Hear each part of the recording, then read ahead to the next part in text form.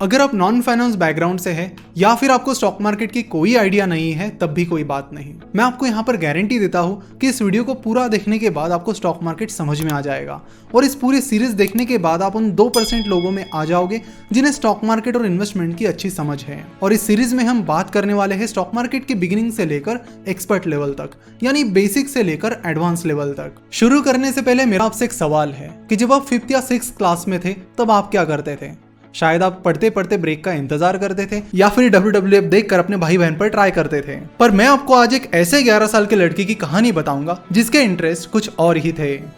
ये लड़का 11 साल की उम्र में ही न्यूज़पेपर बांटकर, कोक की बॉटल्स कलेक्ट करके और कई सारे अलग अलग छोटे मोटे बिजनेस करके बहुत कम उम्र में ही पैसा कमाने लगा। और उन पैसों से वो लड़का कुछ और छोटे मोटे बिजनेसेस शुरू करने लगा, जैसे कि उसने बार्बर शॉप यानी नाई की दुकान में पेनी वेइंग मशीन्स लगाई, जिसका आइडिया उसे एक बुक 1000 Ways to Make $1000 से आया। उस लड़के को बचपन से ही बिजनेस करने में और अपना पैसा इन्वेस्ट करने में मजा आता था। उसने बचपन में ही कुछ एकड़ जमीन खरीद ली, साथ ही स्टॉक मार्केट और बॉन्ड्स में इन्वेस्ट करना भी शुरू किया। जब वो छोटा था तभी उसने अपनी सिस्टर को बोला था कि जब तक मैं 30 साल का हो जाऊंगा तब तक मैं मिलीनियर बन जाऊंगा। 30 साल की उम्र में वो लड़का मिलीनियर बना और तब से लेकर आज तक उस लड़के ने अपनी स्टॉक मार्केट इन्वेस्टमेंट्स पर कंपाउंडेड सालाना 21% का रिटर्न कमाया है।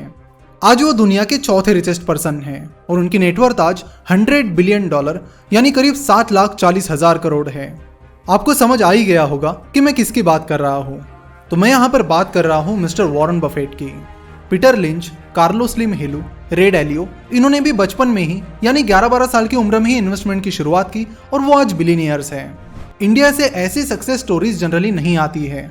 उसका मेन रीजन ये है कि S&P के अनुसार इंडिया के 76% अडल्ट्स फाइनेंशियली अवेयर नहीं हैं। और यहाँ पर हमारी यही कोशिश है कि इस बिगिनर टू एक्सपर्ट सीरीज के जरिए और आने वाली कई सारी इन्वेस्टमेंट सीरीज के जरिए पूरी इंडिया को फाइनेंशियली अवेयर किया जाए। नमस्कार, मैं प्रसाद आपका आज के इस वीडियो में स्वागत करता हूँ। Finance, stock market, mutual fund और इन्वेस्टमेंट्स को फ्री में सीखने के लिए जरूर चैनल को सब्सक्राइब कीजिए और इस बेल आइकन पर भी क्लिक कीजिए, जिससे हमारे सारे वीडियोस के नोटिफिकेशंस आपको मिलते रहेंगे। डिटेल में स्टॉक मार्केट सीखने के लिए इस सीरीज को पूरा देखिए, क्योंकि अक्सर आधा नॉलेज हानिकारक होता है।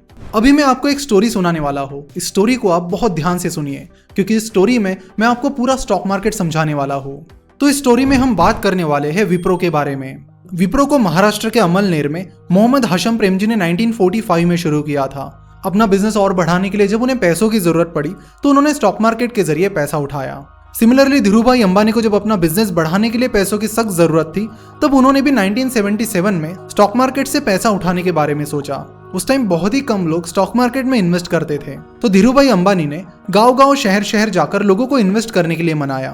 बाद में रिलायंस के अच्छे बिजनेस परफॉर्मेंस के चलते इन्वेस्टर्स ने लाखों करोड़ों रुपए का प्रॉफिट भी कमाया। अगर स्टॉक मार्केट ना होता तो मिस्टर धीरूभाई अंबानी और मिस्टर मोहम्मद हाशम प्रेमजी जैसे कई सारे बिजनेसमैन के लिए अपना बिजनेस बढ़ाना मुश्किल हो जाता। और क्योंकि इन्वेस्टर्स ने यानी आम लोगों ने धीरूभाई अंबानी और उन जैसे कई सारे बिजनेसमैन को उनके बिजनेस में इन्वेस्ट करके हेल्प की थी, इसलिए बिजनेसमैन इन्वेस्टर्स को बहुत रिस्पेक्ट भी देते आए हैं। धीरूभाई अंबानी अपने शेयर होल्डर के साथ बड़े बड़े ग्राउंड्स बुक करके मीटिंग रखते थे और एक स्पेशल रिस्पेक्ट हमेशा उन्हें देते थे। तो सवाल यह आता है कि what is stock market?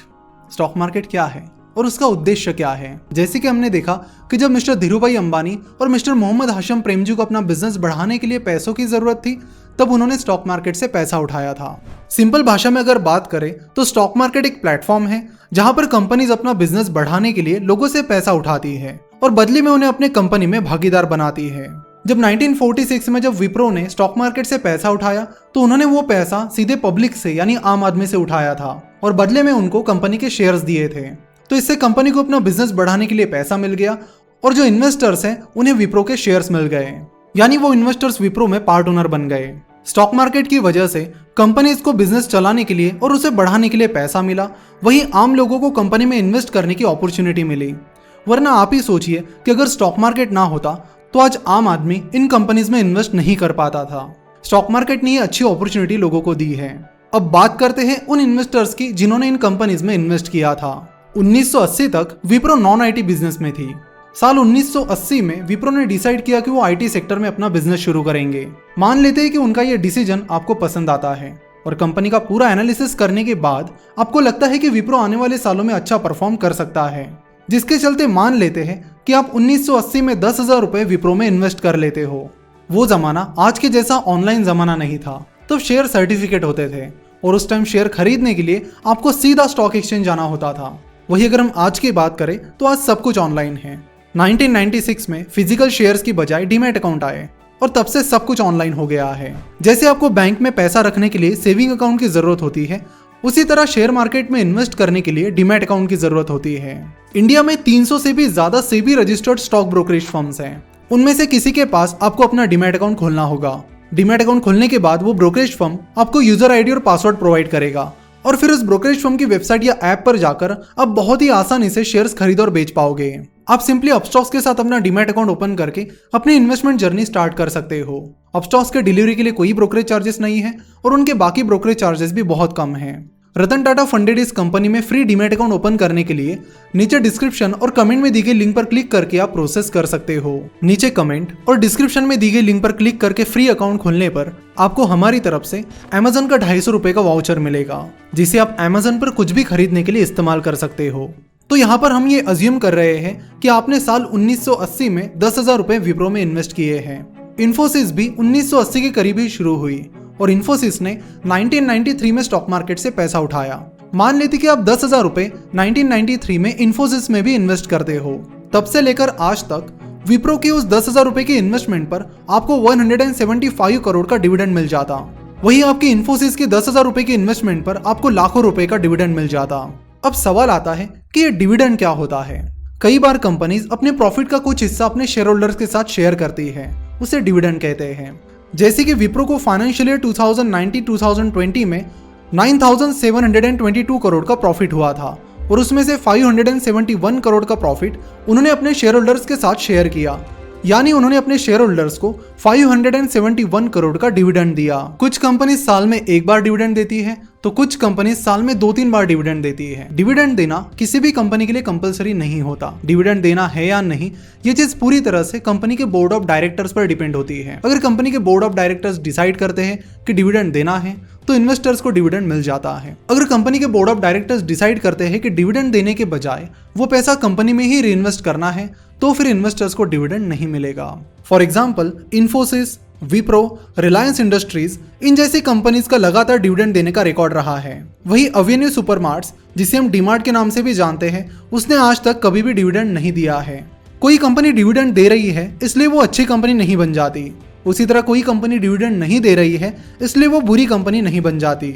Dividend को समझने के बाद अपनी स्टोरी में हम आगे बढ़ते हैं। जब आपने 1980 में विप्रो के 10,000 रुपए के शेयर्स खरीदे थे तब आपको उस 10,000 रुपए के इन्वेस्टमेंट के बदले में विप्रो के लगभग 100 शेयर्स मिले थे और वो 100 शेयर्स आज करीब 2 करोड़ शेयर्स में तब्दील हुए हैं। सिमिलरली जब 1993 में जब आपने इन्फोसिस में इन्वेस्ट किया था तब इन्फोसिस की शेयर प्राइस 95 रुपीज चल रही थी, तो अपनी 10,000 रुपए के इन्वेस्टमेंट के बदले में आपको विप्रो के 105 शेयर्स मिले थे।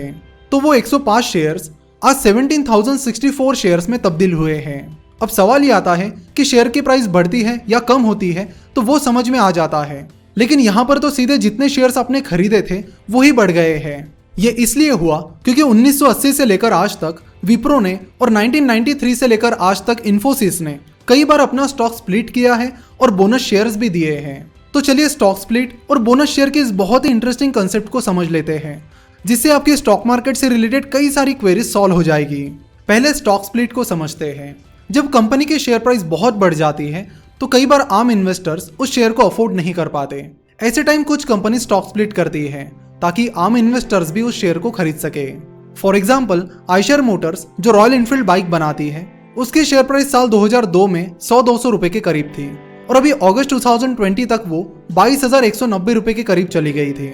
ऐसे में आइशर मोटर्स के मैनेजमेंट को लगा कि कंपनी की शेयर प्राइस बढ़ने से कई सारे इन्वेस्टर्स शायद आइशर मोटर्स के शेयर नहीं खरीद पाएंगे और इसलिए कंपनी ने 10-for-1 का स्टॉक स्प्लिट किया, जिसमें कंपनी का 22,190 रुपए का एक शेयर 2219 रुपए के 10 शेयर्स में स्प्लिट हुआ। यानी जिसके पास आइशर मोटर्स का 22,190 रुपए का एक शेयर था उसे अब 2219 रुपए के 10 शेयर्स मिलेंगे। बात तो वही है, बस इस स्टॉक स्प्लिट की वजह से वो इन्वेस्टर्स भी कंपनी में इन्वेस्ट कर पाएंगे जो कंपनी का 22,000 रुपए का एक शेयर भी नहीं खरीद पा रहे थे। अब ये भी जरूरी नहीं है कि हर कंपनी अपनी शेयर प्राइस बढ़ने के बाद स्टॉक स्प्लिट करेगी। ऐसी कई सारी कंपनीज हैं जिनकी शेयर प्राइस तो बहुत बढ़ गई है लेकिन वो कंपनी फिर भी स्टॉक स्प्लिट नहीं कर रही है। जैसे कि MRF लिमिटेड का ही एग्जांपल ले लीजिए। आप में से कई इस कंपनी को बचपन से जानते होंगे। आप में से कईयों ने मेरी तरह बचपन में एमआरएफ की बैट भी खरीदी होगी, क्योंकि एमआरएफ को हम सचिन तेंदुलकर की बैट पर देखते थे। वैसे एमआरएफ इंडिया की सबसे बड़ी टायर मैन्युफैक्चरिंग कंपनी है। एमआरएफ की शेयर प्राइस अभी 2021 में 82,000 रुपीज के करीब चल रही है। प्राइस के हिसाब से एमआरएफ इंडिया का सबसे महंगा शेयर है। एमआरएफ ने अब तक एक बार भी स्टॉक स्प्लिट नहीं किया है। 1993 में कंपनी के एक शेयर की प्राइस 11 रुपए थी और आज वो 82,000 रुपीज है। सिमिलरली मिस्टर वॉरेन बफेट की होल्डिंग कंपनी बर्कशायर हैथवे के क्लास ए के शेयर्स भी कभी स्प्लिट नहीं हुए हैं। आज कंपनी के एक शेयर की प्राइस $3,95,000 है, जो कि अगर हम इंडियन रुपए में कन्वर्ट करते हैं तो 2.8 करोड़ हो जाते हैं। जिसका मतलब है कि अगर आपको बर्कशायर हैथवे का एक क्लास ए शेयर खरीदना है तो उसके लिए आपको 2.8 करोड़ रुपीस पे करने होंगे। तो कुछ कंपनीज इस तरह कभी भी स्टॉक स्प्लिट नहीं करती है। कुछ लोगों को यहाँ पर गलतफहमी होती है। कुछ लोग समझते हैं कि अगर कंपनी की शेयर प्राइस ज्यादा है तो वो कंपनी बड़ी है, और अगर कंपनी की शेयर प्राइस कम है तो वो कंपनी छोटी है।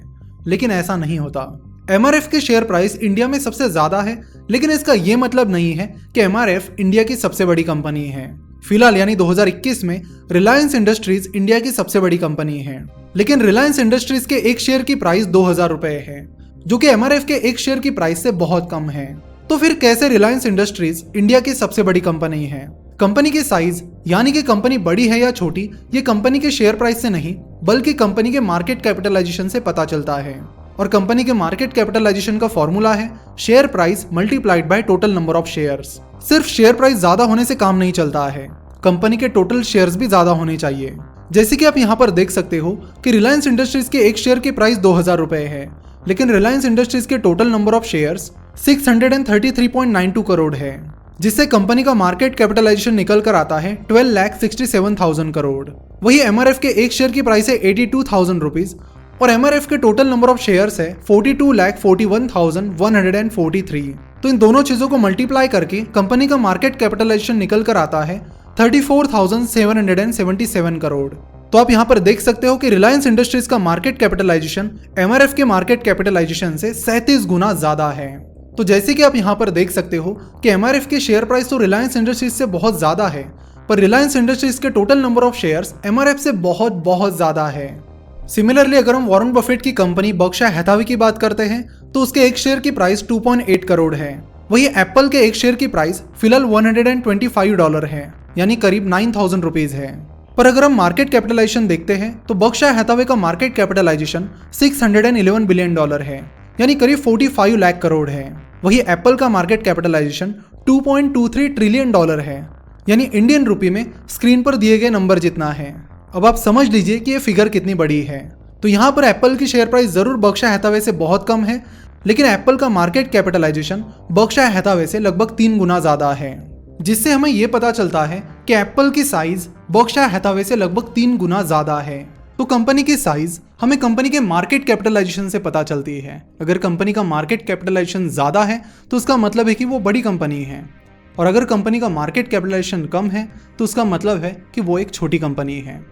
मार्केट कैपिटलाइजेशन के हिसाब से कंपनीज जनरली 3 पार्ट्स में डिवाइड होती है: large cap companies, mid cap companies और स्मॉल कैप कंपनीज। जो बड़ी कंपनीज हैं उन्हें हम लार्ज कैप कंपनी या फिर ब्लू चिप कंपनी कहते हैं, जैसे कि TCS, Infosys, Reliance Industries, HDFC Bank, Wipro etcetera. Generally जिन कंपनीज का मार्केट कैपिटलाइजेशन 1 लाख करोड़ से ज्यादा होता है उन्हें लार्ज कैप कंपनी कहा जाता है। ज्यादातर लार्ज कैप कंपनीज के पास अच्छा खासा फाइनेंशियल बैकअप होता है, जिससे वो रिसेशन के टाइम में भी आसानी से सस्टेन कर पाते हैं। वही जो मीडियम यानी मध्यम साइज की कंपनीज होती है उन्हें मिड कैप कंपनी कहते हैं, जैसे कि MRF, Tata Power etcetera. Generally जिन कंपनीज का मार्केट कैपिटलाइजेशन 20,000 करोड़ से 1 लाख करोड़ के बीच होता है उन्हें मिड कैप कंपनी कहते हैं। और फिर जो छोटी कंपनीज होती है जिनका मार्केट कैपिटलाइजेशन 20,000 करोड़ से भी कम होता है उन्हें स्मॉल कैप कंपनी कहते हैं।